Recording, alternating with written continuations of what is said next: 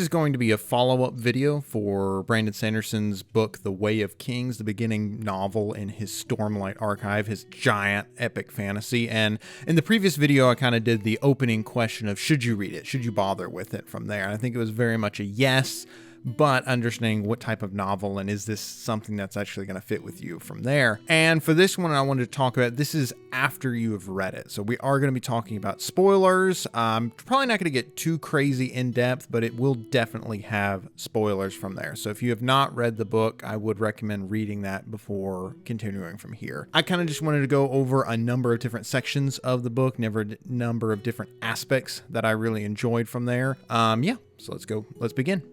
For me, the hero of the story, the guy who makes all of it work, is of course Sadeas, the villain, the arch villain, the evil guy. And it's funny to me because it is a classic example of the villains really driving the plot to a dramatic degree.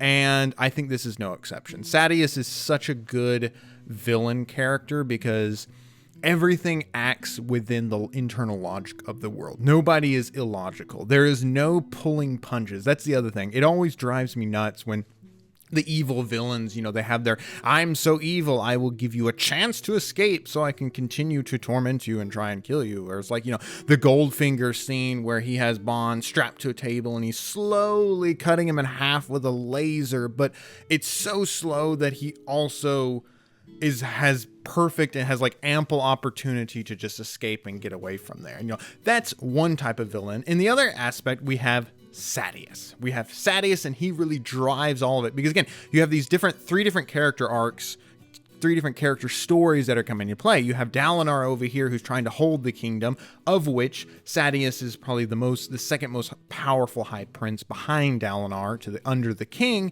And then you have Kaladin, who turns up as a bridgeman, a slave, a slave under Sadeas's control and used as these, basically cannon fodder, arrow fodder from there. And so you have this dynamic playing out, and we're waiting to see where the characters are going to intersect, where they're going to meet. And this is what drives it so much, is because as Kaladin starts to get these powers and start figuring out what he can do, you start wanting him to be able to use it. You want him to find opportunities to do it. You want him. And again, I talked a lot in the other one about training arcs. There's a huge training arc for Kaladin, Naruto style, where he's going off to learn Rasengan or anything like that. This huge training arc, and what you're doing is you're priming the pump. Okay, we get a little bit of power. Okay, we want to see music. Okay, we get power. We want to see music. We get power. We get huge power. And then it doesn't let him use it. The story doesn't let him use it. And you're just like wanting him to go out and fight, go out and do it, go. But the opportunity doesn't arrive until Dalinar's in trouble. And it's this perfect blend of where you have this evil villain who you love to hate. He's really vicious. The other thing is you're scared of him because he's incredibly competent. He is highly competent. And that's what makes your villains so good, is because you want somebody to take him down, but because they're so competent, you understand that taking them down is not going to be easy. So you almost want it all the more because you're also scared of them because they can do a lot of damage. They can do a lot against our heroes from here, And of course, this builds up to his moment of Sadeas' betrayal. And it's funny to me because it caught me completely off guard because I was just like, Dalinar saved Sadeas' life. They're working together finally. I guess he's finally starting to just come around or something. He's probably still got something up to it.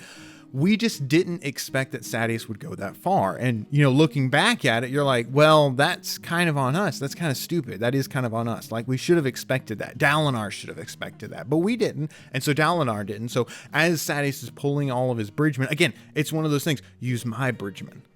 I will get us here and we'll fight together on the plateau. This is the perfect thing because you also thought that Sadeas and Dalinar were aligned and, hey, let's actually take this war seriously as opposed to just kind of like a grand outing with some really expensive, and in-depth hunting from there.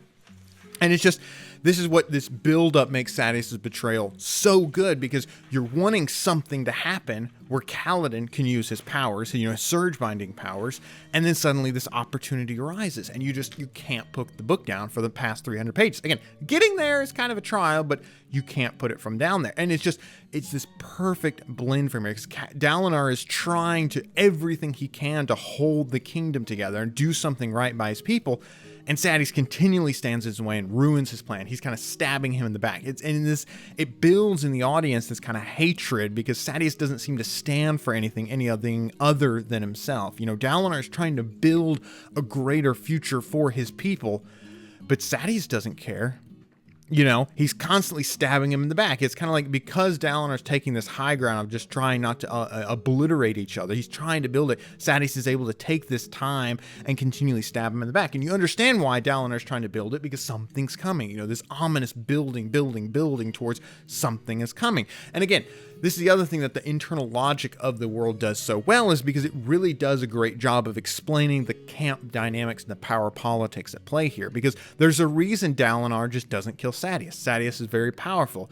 Him, Sadeas, and Dalinar are what's propping up Elhokar, the weak and, useless king. And he doesn't want to kill the king or anything like that, so he needs Sadeas to kind of help keep the other high princes in line too.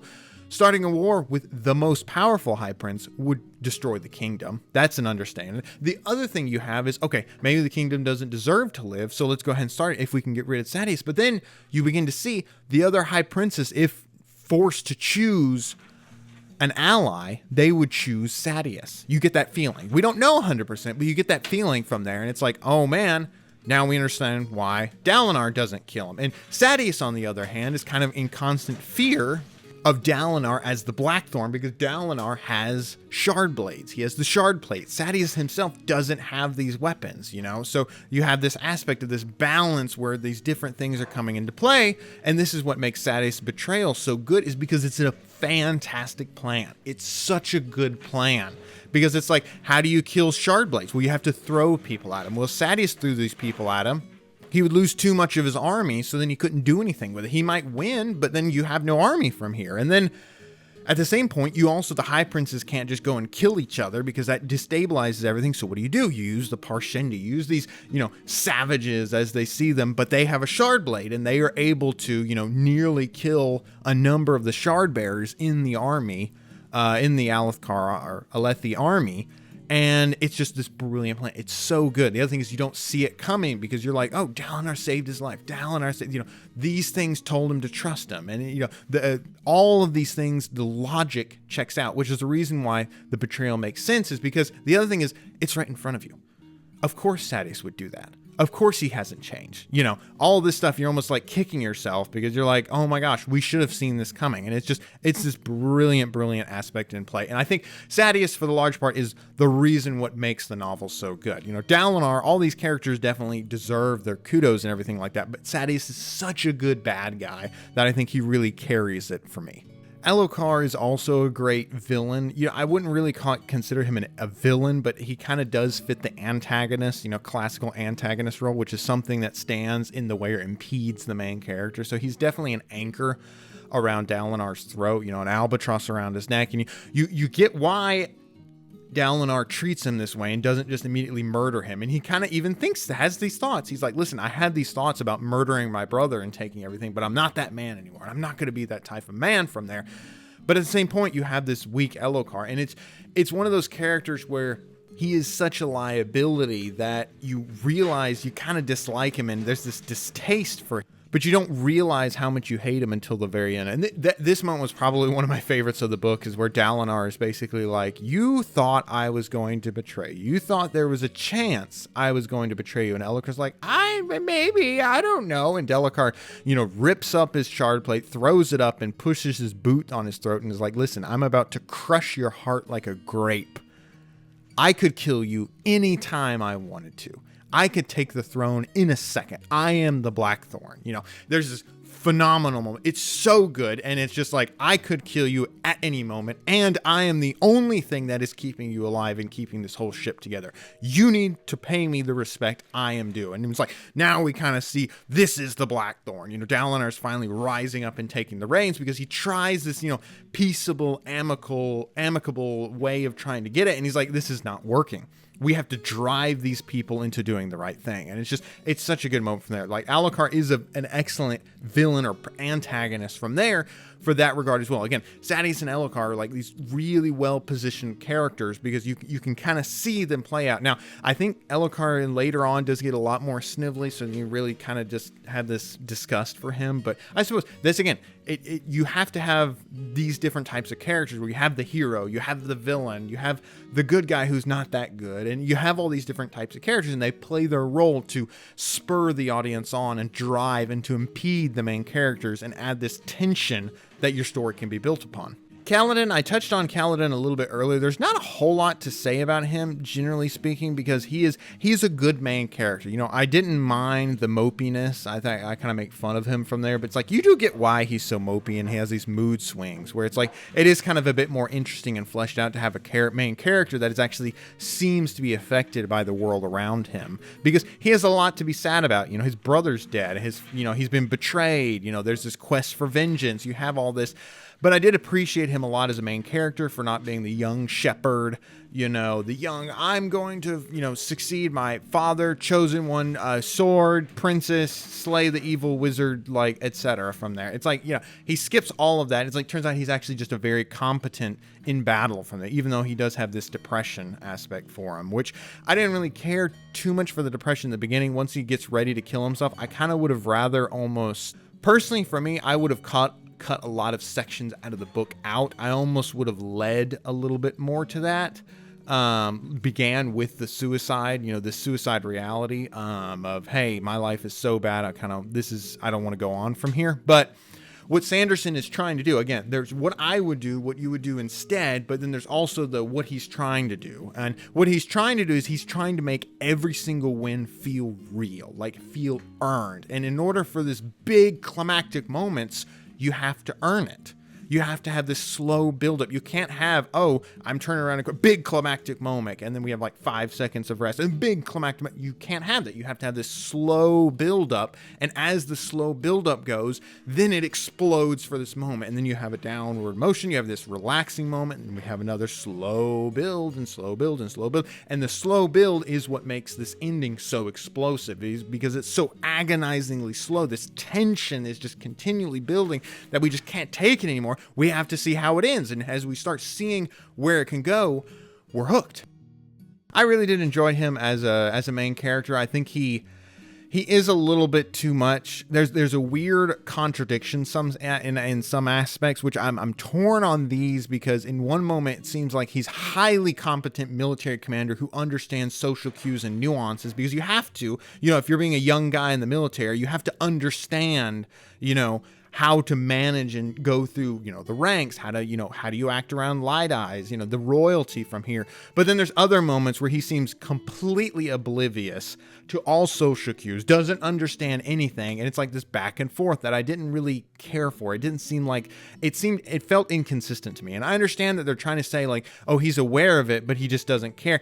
That didn't feel as apparent to me. It felt more like he just didn't even register the fact that he was committing, you know, social faux pas, or even aware of any of this stuff. And you're like, okay, well, maybe he's not exactly royalty. It's like, yeah, no, his dad was around. Like, he understands the social cues. He understands the social norms and dynamics going on here. In fact, he should understand way better than Shallan does, but he seems to be worse than it. And so it's like this balance, it felt inconsistent from there. And that was one thing that I was kind of grading a little bit, is because it seems the logic, Sanderson's so good with the logic and so many other things, that this one just didn't feel right for me. And now let's get to probably everyone's favorite character. We'll see from there. I don't know. I had a bit of a reaction to a number of her scenes. I liked her initially. I liked her a lot initially, but then it kind of definitely changed for the negative, and then the positive, and then back to the negative from here. Shallan Devar, from what I understand, is a fairly controversial character in the series in terms of people hating or liking her from there. And I would say initially I was very much on the side of Shallan. I did not mind that fact that she was awkward, that she kind of was like, she was drawing. I like the aspect that he took a character and where you have this very clear power delineation based on combat ability. Let's throw a character who isn't just fully about swords and bashing people and killing people. You know, let's have the scholar aspect, the mystery from there. I really like that. I think that's a good balance because she provides a relief to the people who don't just want the sword banging, head banging, you know, combat activities that Kaladin and Dalinar represent. You know, she allows us to explore a different aspect of the world. They have the gender break in terms of what career path, you know, she can read, she can write, she can draw. She's an amazing drawer. She has this weird like photographic memory snapshot thing that she can do. But it's just that the problem with Shallan, and it took me a while to get it because it's like, I think her jokes, I don't think she's funny. I don't think she's clever. And the funniness I could almost forgive, but what the most jarring thing with Shallan, and I think the reason that I really had so much trouble with her as a character is because so many other people in the world treat her as funny and clever and witty. And I don't know why. It just doesn't work for me. You know, I get why people treat Dalinar as, you know, honorable because, you know, at the end of the book, we can see he fulfills his honor to the Bridgeman. He fulfills his, you know, his oath, his promise to save them. But Dalinar, we don't spend all this time talking about how clever or smart Dalinar is. You know, all the other, and again, this is the audience is balancing our understanding of the other characters based on how other characters understand the main characters. You know, we have this kind of audience of the audience. You know, you have Kaladin, you have all the people around Kaladin, and the audience is bouncing our opinion of Kaladin off Kaladin himself and off the people around Kaladin. Do they like him? Do they dislike him? Is he this, da, da, da, da, da, from there? And so you have the same thing with Shallan, especially for something like being witty or being clever. You know, we're looking and seeing, okay, she told a joke. What was the reaction? Everybody else is laughing, so maybe we should, you know, it's the laugh track. The problem is if the laugh track is played at a moment where it's not funny, it's really jarring. And it's just like this kept happening with Shallan. You know, Yasna even like chastises her, but she doesn't really chastise her for being not funny. She chastises her for being witty and waspish, you know, the acid tone with people that she shouldn't have it with. It's like, now. And you're like, okay, thank goodness someone's going to call Shallan out. It's like, yeah, but she gets called out for going too far. Not because like, hey, listen, you know when you did that insult? I don't actually care that that was an insult. It's just, it wasn't funny. Like, I'm sorry. It's really jarring. It's like, I would have appreciated it more if she had just fallen flat more. Like, she tries these like quick retorts that maybe worked in her family and everyone outside is kind of like, what? You know, I would have liked her more. The other aspect is she is constantly down on herself and beating herself up, but never openly does she ever make fun of herself. I don't remember that ever happening. You know, that's one of the things you always look for in a humor person and humor in an aspect is, can they make fun of themselves in public? Not in your head. You go, oh my gosh, you're so dumb. She does that all the time, which is endearing. You know, we like that because that's the way we are. But to then take that and then immediately jump into this where she beats herself up in private and then immediately has this outward shell of perfection and cleverness and wittiness and all this aspect. And then everybody around to buy it. Not just buy it, but to laugh at her jokes. That's what makes it so jarring. And that's what really started to make me dislike her. Is just because it's like, I felt like I was almost getting manipulated or gaslit. I'm just like, I'm sorry, she's not funny. And the thing is like, you could say is like, oh, the Alethi culture is different. Their humor is different. It's like, no, she tells dad jokes. She tells puns and dad jokes. Like her, it's like basically the equivalent of your mom jokes. It felt like there's a part, I think it's in book 2 where she's like fighting with Kaladin. And it's just like everyone around Kaladin is like laughing, including his own men, the men whose lives he saved, all of which who hate the Lighties, who hate royalty. She, Lighties, comes up and insults Kaladin, and they all laugh and she goes, yeah, man, she got you pretty good, bro. And it's just like this jarring moment where it's like they wouldn't laugh at her. Have her like, there's this aspect of where she constantly beats herself up. So it's like you can't really levy the criticism of, oh, there's no failure. There is failure, but like the outward where the failure should be just isn't there. People are like, oh yeah, man, she's really witty and really clever. They constantly talk and make reference to that. You know, nobody's making reference to Dalinar being like smart. Nobody says, man, Dalinar is so smart. They say he's honorable, he's good in combat, but turns out Dalinar's really smart. We think Dalinar's really smart. Everybody else around him treats him as highly, highly intelligent, but nobody has to go around and say that. you know? There's this, and it's just this really jarring, and I think it's really sad because it really cuts Shallan's character down. I think she gets bogged down by this aspect, this jarring aspect. What I think you could have been done with her character is let her poke fun at herself in public to other people a lot more. Because, I don't know, it never settled. The other thing is, at some point, there is going to be an animated adaptation of this, probably. That's my assumption. They might do a live action, and they're going to have to do two things when it comes to Shallan.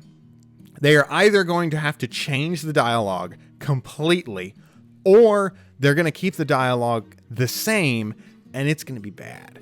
It's going to be like everything. This stuff, I don't think any of her stuff, if it sounds bad on paper inside your head, it's going to sound 100 times worse when it's on the screen. They're really going to have to do that. And it's just, she's not going to be likable. Like, she's not going to be from there. And it's like, it's sad because like, I think the drawing thing is so cool. I love that idea, especially when she starts seeing the shades more people. Like, honestly, that is my biggest letdown in book 1, is like, that should have been the entire plot, or like this building plot for Shallan's characters, trying to figure out, everyone thinks she's crazy. She's making these like weird comments and nobody knows what to do about her. It's like the Shadesmar thing is such a good idea where you're drawing the picture and suddenly these creepy shadow people, like her whole arc should have been built around. I would have loved it if it would have been built around that, because it's like what you have is you have this horror thriller going on where she's trying to hold her sanity, trying to piece together and figure out the mystery of what's going on.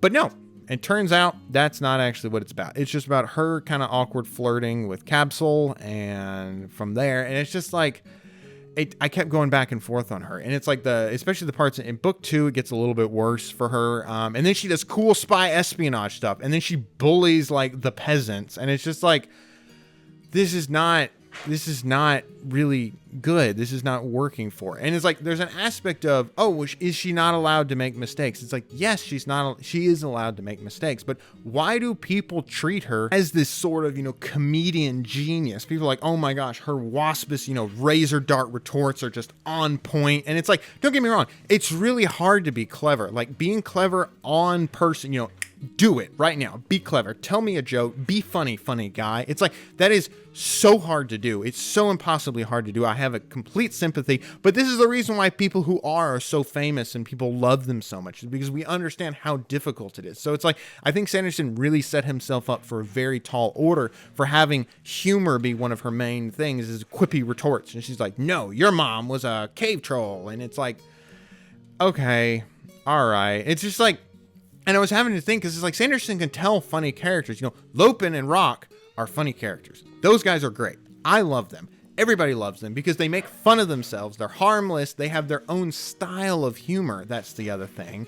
And Shallan could have been that. She could have been like that. And I think it would have really worked for her. And I think it really discounts it, because it's like, I get that Sanderson's really he's telling a fantasy story, and he's really trying to avoid all the typical character tropes.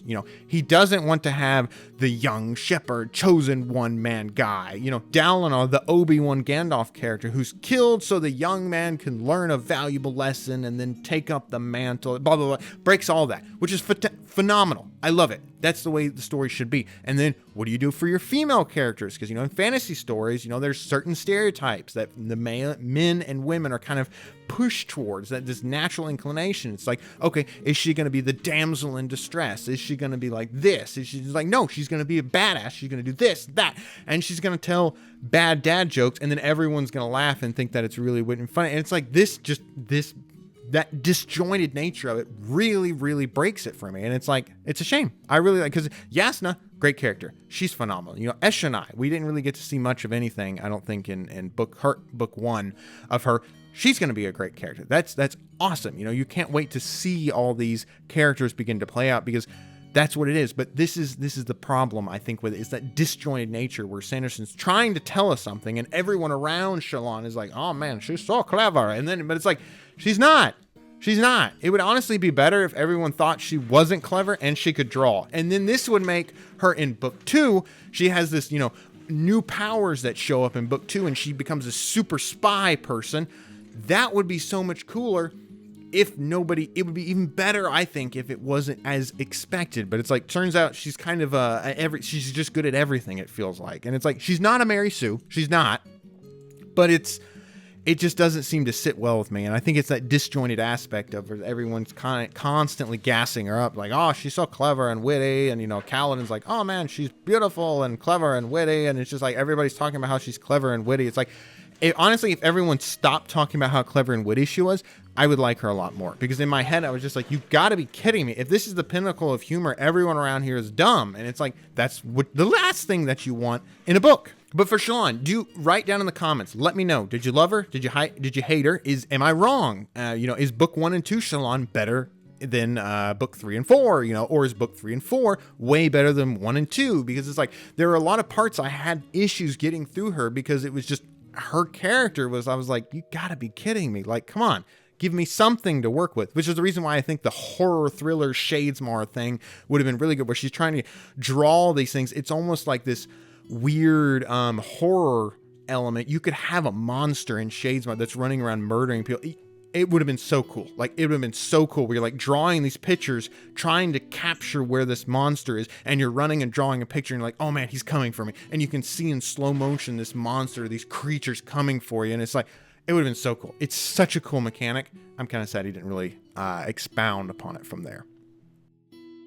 And ultimately, the ending for this book, I think, is what really, really solidifies it for people's memory. I really tried hard to find this because it took me a while. I couldn't find it immediately, but there's somebody who's talking about, when audiences read a story, go through a story, watch a story, play through a story, and think back on it, what do they value the most? If a story is like a 6 all the way through, but then there's like 2 or 3 moments which are like 10 out of 10, just mind-blowingly amazing, but most of it's a 6. The average is like 6.5 in total.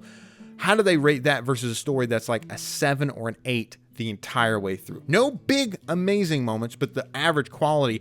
He was basically saying that the one with the explosive amazing moments will be rated higher. And this is what this story really feels like. Like, it has the ending moments with Kaladin coming through and saving Dalinar, and it's just the triumph and fighting and the surge binding, and he's fighting and sucking in, Stormlight in order to use his powers and his Jedi. It's amazing. It's so cool, and we love it. And it's been building for 800 pages to get to this point. Those moments are what people will remember when they think back of this book. Everyone told me, oh man, it's such good fantasy. This is high fantasy in action. And then you read it, and I was like, holy cow, when am I going to get to the part that's really cool?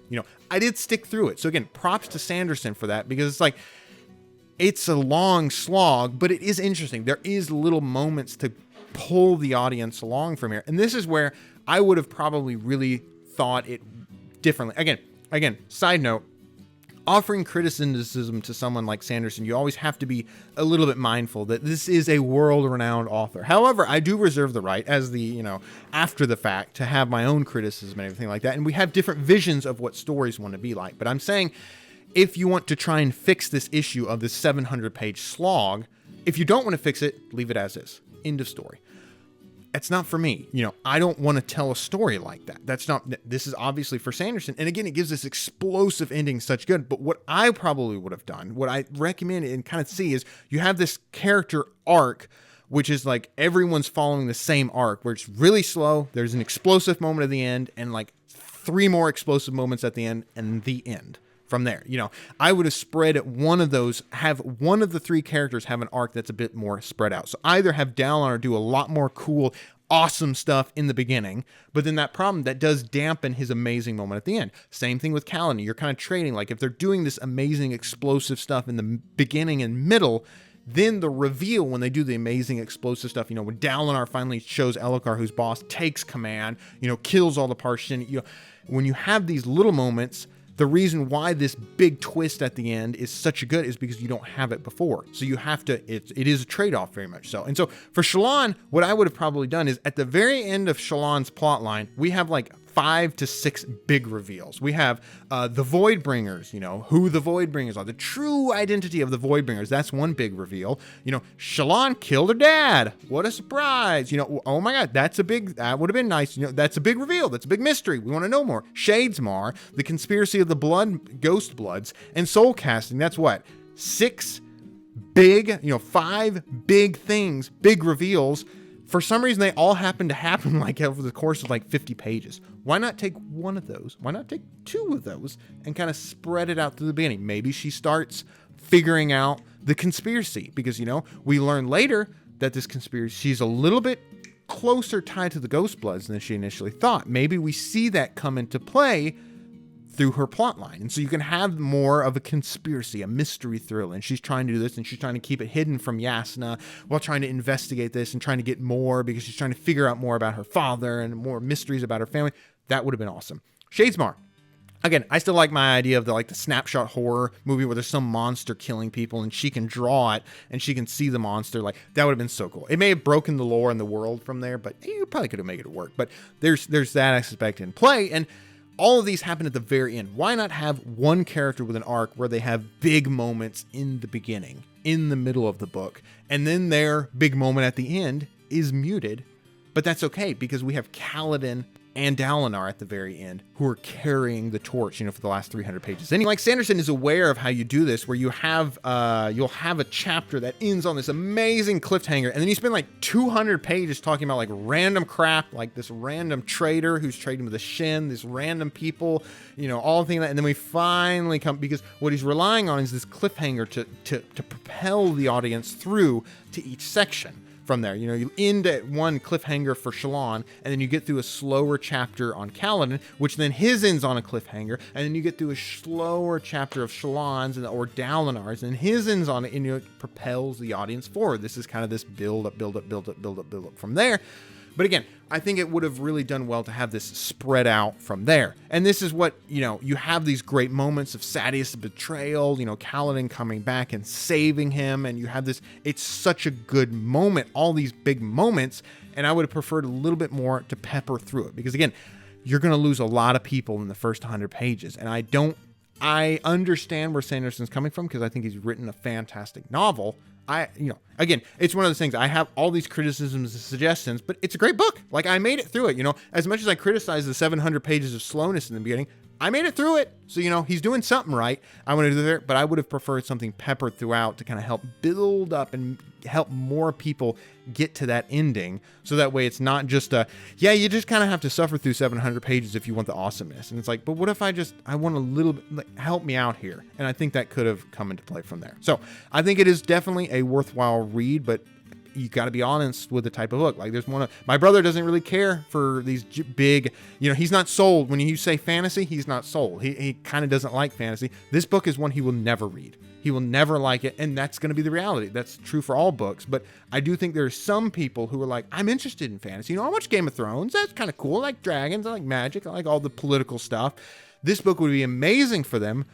But you gotta be okay investing 600-700 pages into it. You know, a lot of people are not up to deck with, you know, the 1,000 page books from there. Like the people who've been in the fantasy genre for so long, you know, the people who made it through Wheel of Time, the people who made it through, you know, Malazan, Book of the Fallen, you know, the people who made it through Game of Thrones, the books, you know, I have all these things where these are huge series coming into play.